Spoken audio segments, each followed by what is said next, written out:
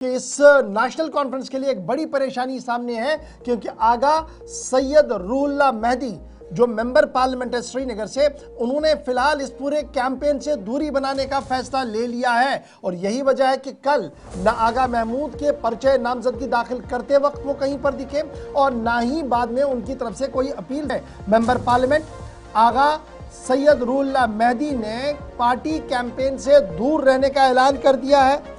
आगा सैयद रूहुल्लाह मेहदी का मानना है कि वो वफादार है, लेकिन किसके? कॉन्शियंस के, अपने जहन के वफादार है, यानी उस पैगाम के वफादार है जो पैगाम उन्हें लोगों ने दिया है। नेशनल कॉन्फ्रेंस के उम्मीदवार आगा महमूद की तरफ से ये कहा गया था कि वो बहुत जल्द कैंपेन का हिस्सा बनेंगे, वो हमारे साथ कैंपेनिंग करते हुए नजर आएंगे। लेकिन रूहुल्लाह ने बराह रास्त सोशल मीडिया पर तमाम हालात वाक़ात बयान करते हुए साफ कर दिया कि वो किसी भी तरह से तशहीरी मुहिम का हिस्सा नहीं बनेंगे इस बाई इलेक्शन के अंदर। और न सिर्फ इतना, बल्कि उनकी जो दूसरा सोशल मीडिया अकाउंट है जिसे उनके लोग चलाते हैं, उस पर यह भी कहा गया कि आगा सैयद रूहुल्लाह की टीम जितनी भी है वो तमाम लोगों से जो बाई इलेक्शंस लड़ रहे हैं बड़गाम के अंदर, उन्हें तंबिया करती है कि आगा सैयद रूहुल्लाह मेहदी की तस्वीर किसी भी पोस्टर पर ना लगाएं और ना ही आगा सैयद रूहुल्लाह मेहदी के नाम पर वोट मांगने की कोशिश की जाए। अब याद रखिएगा, बड़गाम के अंदर 11 नवंबर को वोट डालने हैं और इस ज़िमन में 14 नवंबर को फिर काउंटिंग होनी है। तो 11 नवंबर से कबल ही मेंबर पार्लियामेंट आगा सैयद रूहुल्लाह ने पार्टी के लिए बड़ी मुश्किलें पैदा कर दी हैं। अब याद रखिएगा, जब आप इस पूरी सिचुएशन को देखेंगे तो रिजर्वेशन मामला और 10 तरह के मामले तो आपके सामने हैं, जिस पर आगा सैयद रूहुल्लाह मेहदी साहब खुल के आज तक बोले हैं।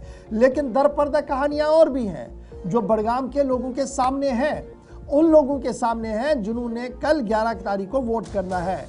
क्योंकि ये लड़ाई आज की नहीं है।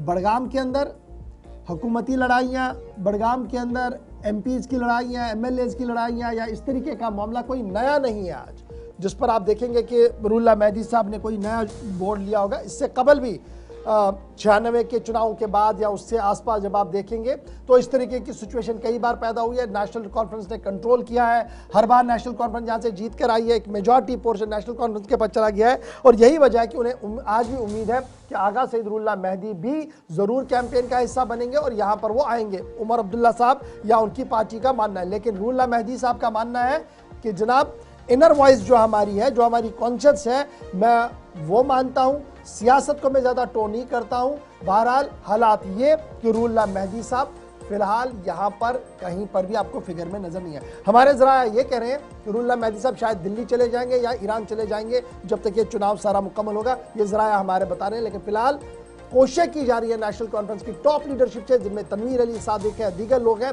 वो लगातार ये कोशिश कर रहे हैं कि आगा रूहुल्लाह को बनाया जाए और उन्हें किसी न किसी तरीके से डाइस पर लाकर तकरीर कराई जाए, क्योंकि इनका आना बड़गाम के अंदर एक बड़ा वोट चंक है, एक बड़ा फैक्टर है जिसको नज़रअंदाज नहीं किया जा सकता।